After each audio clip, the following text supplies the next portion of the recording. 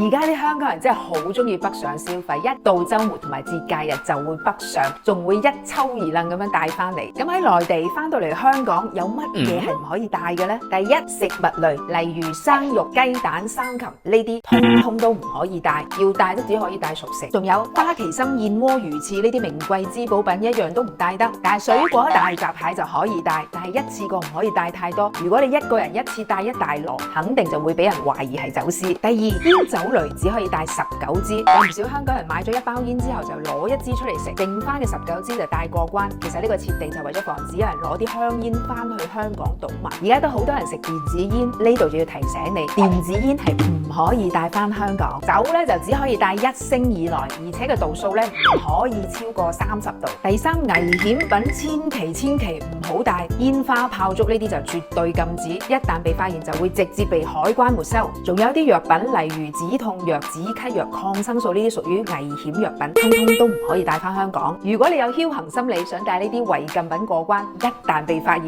沒收事小，最高罰款5萬港幣，仲要關小黑屋。再次提醒大家唔好以身試法，因小失大。關注心理，了解粵港澳大灣區更多資訊。